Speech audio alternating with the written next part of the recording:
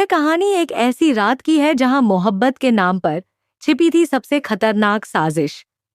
आरव ने काव्या को परेशान करने और उसे हमेशा के लिए मिटाने की नीयत से एक बेहद डरावना प्लान बनाया था।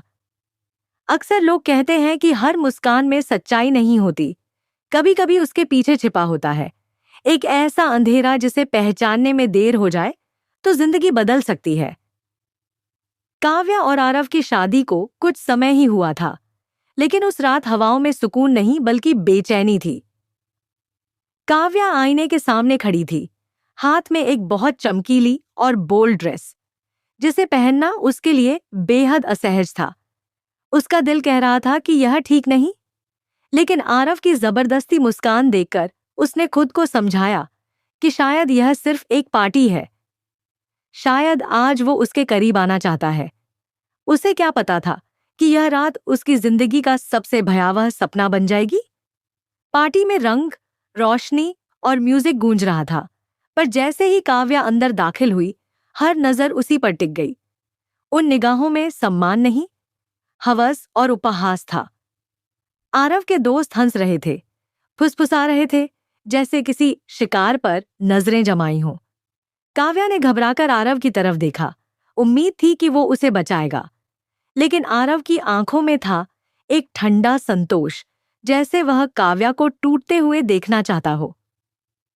भीड़ उसके और करीब आने लगी। काव्या की सांसें तेज होने लगीं, दिल घबराहट से धड़क रहा था, हाथ थरथरा रहे थे।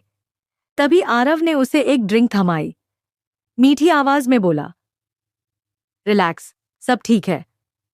उसे क्या पता उस गिलास में सिर्फ शराब नहीं बल्कि उसकी बर्बादी मिली हुई थी। काव्या ने जैसे ही गिलास होंठों तक उठाया, उसका दिल चिल्लाया, नहीं। उसने कांपते हाथों से फोन उठाया और अपने सबसे भरोसेमंद सहारे ईशा को कॉल लगाया। आवाज टूट रही थी, ईशा, प्लीज आ जाओ, मुझे डर लग रहा है, यहां सब गलत हो रहा है। उस पल ईशा के भीतर जैसे चिंगारी भड़क उठी। उसने बिना एक सेकंड गंवाए कार स्टार्ट की और तूफान की तरह पार्टी की तरफ निकल पड़ी। उधर काव्या की हालत और खराब हो रही थी। आरव के चेहरे पर एक अजीब सी संतुष्टि थी, जैसे वह अपनी जीत देख रहा हो। तभी दरवाजा जोर से खुला और तूफान बनकर ईशा अंदर आई। उसकी आंखों में गुस्सा, चेहरे पर सख्ती और कदमों में ऐसा आत्मविश्वास था कि पूरा हॉल रुक गया। बिना एक पल गंवाए उसने सीधे आरव के दोस्तों के पास जाकर जोरदार तमाचा जड़ा। सन्नाटा छा गया, हर कोई जम गया।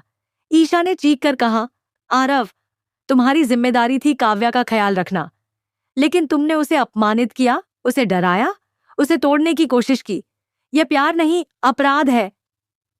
काव्या अब रो रही थी, उसकी आंखों में राहत और डर दोनों थे, पर इस बार वह अकेली नहीं थी। ईशा ने उसका हाथ थामा और कहा, अब कोई तुम्हें छू भी नहीं सकता। आरव ने तुरंत रूप बदल लिया, जैसे गिरगिट रंग बदलता है। नकली पछतावे वाली आवाज में बोला, काव्या, मुझसे गलती हो गई, माफ कर दो। लेकिन उसकी आंखों में अपराध नहीं, बदले की आग थी। वह वहां से चला तो गया, पर जाते जाते उसकी नजरें कह रही थीं, खेल अभी खत्म नहीं हुआ। रात खत्म हुई पर आंधियां रुकी नहीं। उस रात ने काव्या की आत्मा को झकझोर दिया था। अब ईशा उसके लिए सिर्फ दोस्त नहीं, ढाल थी। और आरव, वह और भी खतरनाक बन गया था। कसम खा चुका था कि एक दिन काव्या को मिटा देगा। सवाल यह है, क्या अगली बार वह अपने असली रूप में सामने आएगा? क्या काव्या सच पहचान पाएगी? क्या उसकी हिम्मत और ईशा का साथ उसे बचा पाएगा? या यह नकली प्यार किसी की जान ले लेगा? लेकिन सच एक ही है, जब साथ हो हिम्मत और सच्चाई, तो हर बुराई हारती है। ईशा जैसी दोस्त हर किसी की जिंदगी में होनी चाहिए, जो सबसे अंधेरे पल में भी हाथ थाम ले। और अगर दुनिया में ऐसे लोग हैं जैसे ईशा और सूरज, जो सच्चाई, दोस्ती और इंसाफ के लिए खड़े रहते हैं, तो उम्मीद हमेशा जीवित रहती है।